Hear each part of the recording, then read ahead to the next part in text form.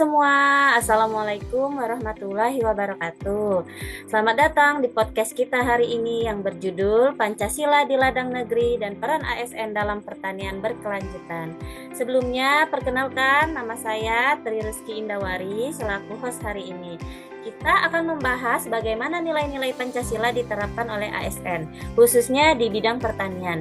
Bersama kita sudah hadir narasumber yang bernama Bapak Haji Al-Hudaya MSI selaku calon Menteri Pertanian di masa yang akan datang. Selamat datang Bapak, apa kabarnya hari ini?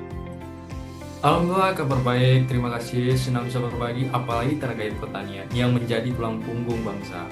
Pertanian bukan hanya soal menghasilkan pangan, tetapi juga menyangkut kehidupan petani dan keberlanjutan bangsa ke depan.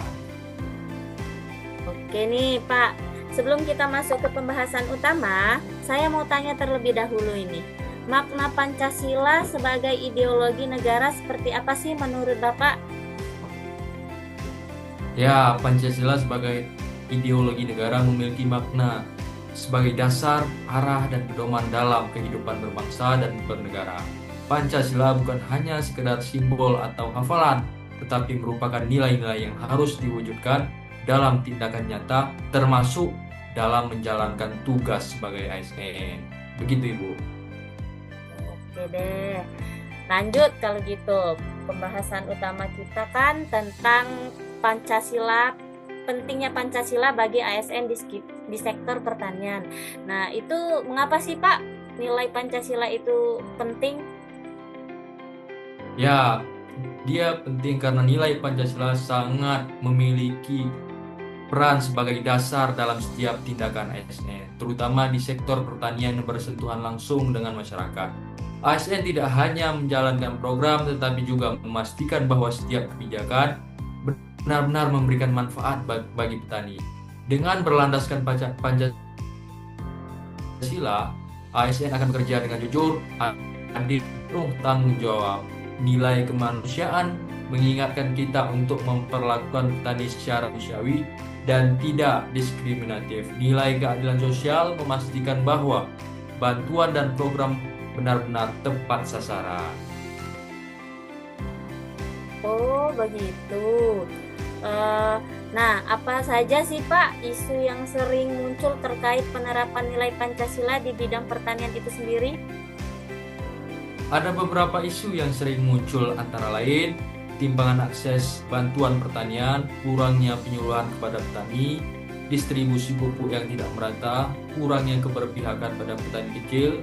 Selain itu, kita juga melihat masih adanya kesenjangan informasi dan teknologi di kalangan petani. Ada petani yang sudah maju, tetapi masih banyak juga yang tertinggal karena kurangnya pendampingan.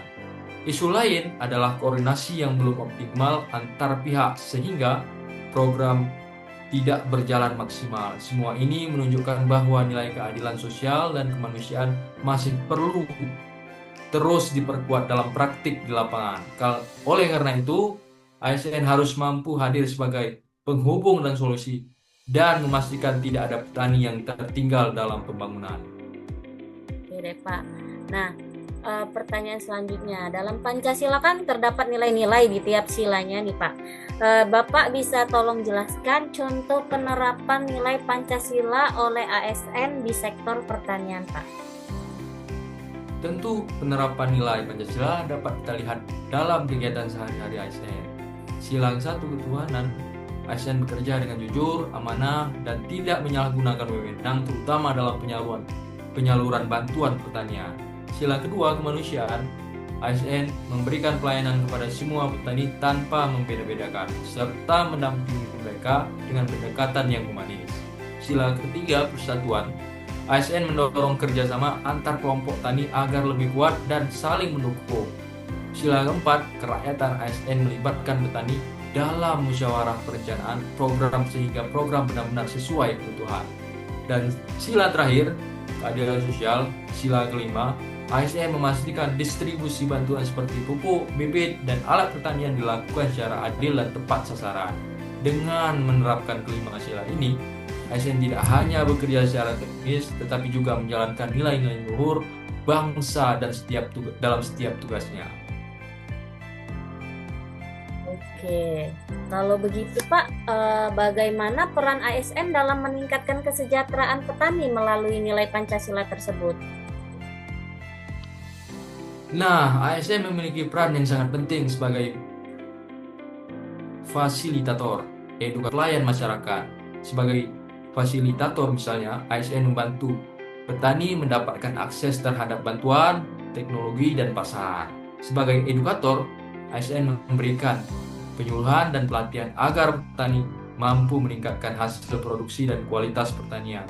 Selain itu, ASN juga berperan dalam mendorong pertanian berkelanjutan, yaitu pertanian yang ramah lingkungan dan mampu menjaga keseimbangan alam. Ini penting agar pertanian tetap bisa dinikmati oleh generasi berikutnya. ASN juga harus memperkuat kelembagaan petani seperti kelompok tani dan koperasi, sehingga petani memiliki posisi yang lebih kuat dalam menghadapi tantangan ini. Dengan pendekatan ini, petani tidak hanya dibantu, tetapi juga diberdayakan agar mandiri. Setuju banget tuh Pak. Kemudian Pak, apa sih tantangan terbesar dalam menerapkan nilai-nilai Pancasila di bidang pertanian ini Pak? Tantangan yang dihadapi cukup beragam, mulai dari keterbatasan sumber daya, luasnya wilayah kerja, hingga birokrasi yang terkadang masih lambat. Hal ini dapat menghambat pelayanan kepada petani.